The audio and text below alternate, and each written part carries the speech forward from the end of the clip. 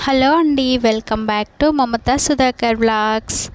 ఈరోజు కూడా మరొక రెసిపీతో మీ ముందుకు వచ్చానండి. అదేంటంటే బెండకాయ ఫ్రై అండి. ఎంతో టేస్టీ అయిన బెండకాయ ఫ్రైని ఈరోజైతే చేశానండి. టేస్ట్ కూడా చాలా బాగుంది. అది ఎలా చేయాలి అనేది ఈరోజు వీడియోలో అప్లోడ్ చేస్తున్నాను. వీడియోని ఎక్కడ కూడా స్కిప్ చేయకుండా ఫస్ట్ నుంచి లాస్ట్ వరకు చూసి ఎంజాయ్ చేయండి. మీరు కూడా ఇలా ట్రై చేయండి.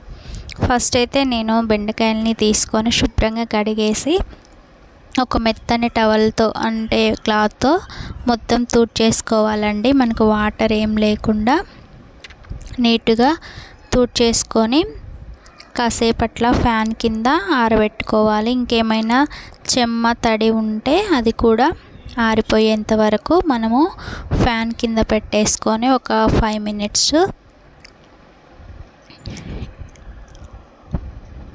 ఇలా అయ్యాక మనం సన్నని ముక్కల్లాగా కట్ చేసుకోవాలండి. మొత్తం అంతా ముక్కలుగా కట్ చేసుకొని ఆ ముక్కల్ని కూడా మనము ఒక 5 to 10 మినిట్స్ ఫ్యాన్ గాలికి పెట్టేస్తే ముక్కల్లో ఉన్న చెమ్మ కూడా పోయి మనకు ముక్కలైతే నీట్గా వచ్చేస్తాయండి. అలా మనకి ఫ్రైకి కావాల్సినట్లుగా ముక్కల్ని కట్ చేసి పెట్టుకొని ఒక 5 to 10 మినిట్స్ వాటిని కూడా ఫ్యాన్ కింద ఆరనివ్వాలండి.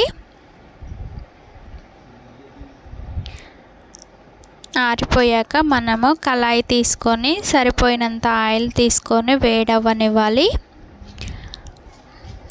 వేడయ్యాక మనం కట్ చేసి పెట్టుకున్న ముక్కల్ని అందులో వేసేసి మంచిగా ఫ్రై చేసుకోవాలి.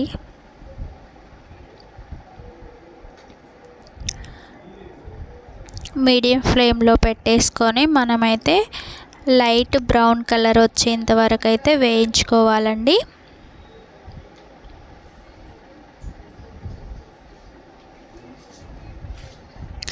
అలా ఫ్రై అవుతున్నప్పుడు మనమైతే ఇందులోకి ఎల్లిపాయ కారాన్ని అయితే రెడీ చేసుకుందామండి. అందులోకి కొన్ని వెల్లిపాయలు తీసుకొని ఒక గడ్డ వరకు అందులో కారము సరిపోయినంత సరిపోయినంత ఉప్పు వేసుకొని మంచిగా దంచుకోవాలండి.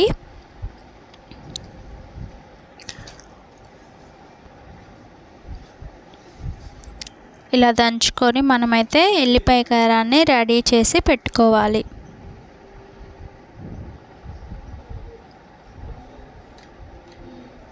ఈలోపు ముక్కలైతే మనకు ఫ్రై అయిపోతాయండి. మనం కారం రెడీ చేసేలోపు ఇలా పేస్ట్ లాగా అయ్యేంత వరకు దంచేసుకొని పక్కకు పెట్టేసుకోవాలి.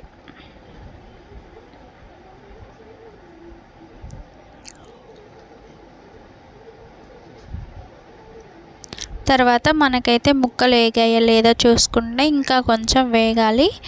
అవి బ్రౌన్ కలర్లోకి వచ్చేంత వరకు వేయించుకోవాలి. మరీ డ్రై ఫ్రై కాకుండా కొంచెం బ్రౌన్ కలర్ వచ్చేంత వరకు వేయించుకొని ఇంకా ముక్కల్ని తీసేసుకొని పక్కకు పెట్టుకోవాలి.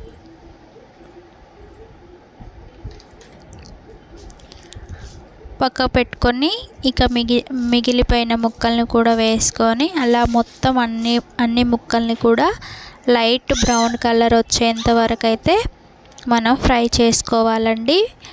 మరి డ్రైగా అయిపోతే టేస్ట్ బాగోదు. కర్రీలో కూడా మనం కలుపుకోవడానికి అంతగా బాగోదు కాబట్టి కొంచెం లైట్ బ్రౌన్ కలర్ వచ్చేంత వరకే ఉంచాను నేనైతే.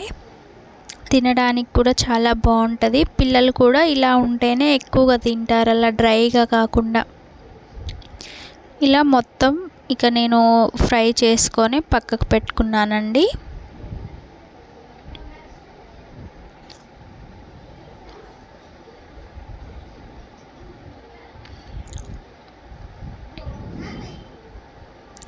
తర్వాత ఇంకా ఆయిల్ కొంచెం తీసేసి కొంచెం ఆయిల్లో మనకు కావాల్సినవి పల్లీలు వేసి వేయించుకున్నాను. తర్వాత అందులోకి కొన్ని జీడిపప్పులు 2 వేసి మంచిగా వేయించుకున్నాను. తర్వాత తాలింపు గింజలు, కొంచెం పసుపు, ఒక 4-5 పచ్చిమిరపకాయలు సగానికి అంటే మధ్యలోకి చీల్చి చాకుతో చీల్చి అందులో వేయాలి. కొంచెం అవి చిటపట్లాడాలి. తర్వాత కరివేపాకు వేసుకొని అవి కూడా ఫ్రై అయ్యేంత వరకు వేయించుకోవాలి. అవి ఫ్రై అయ్యాక మనం ముందుగా తయారు చేసి పెట్టుకున్న ఎల్లిపాయ కారాన్ని కూడా వేసి అది కూడా పచ్చి వాసన పోయేంత వరకు మనం మంచిగా వేయించుకోవాలి. తర్వాత దానితో పాటే నేను కొబ్బరి పొడిని కూడా యాడ్ చేస్తున్నానండి. కొబ్బరి వేయడం వల్ల మనకు బెండకాయ ఫ్రైకి చాలా టేస్ట్ వస్తుంది. అందుకని అది కూడా వేసి ఇంకా రెండు కలిపేసి కొంచెం ఫ్రై అయ్యేంత వరకు మనం వేయించుకోవాలి.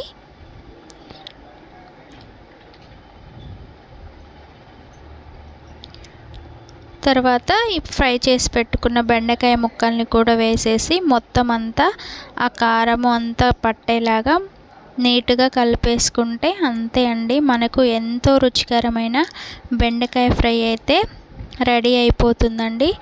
నేను చేసిన బెండకాయ ఫ్రై మీకు నచ్చినట్లయితే తప్పకుండా లైక్ చేయండి. మీరు కూడా ఇంట్లో ట్రై చేసి మీ పిల్లలకి ఇంట్లో వాళ్ళకి పెట్టండి. చాలా టేస్టీగా ఉంది. ఓకేనండి, మన ఛానల్ని కొత్త వారు చూస్తున్నట్లయితే తప్పకుండా సబ్స్క్రైబ్ చేసుకోవడం మర్చిపోకండి. ఇది ఈరోజు నా వీడియో. Thank you for watching. Bye.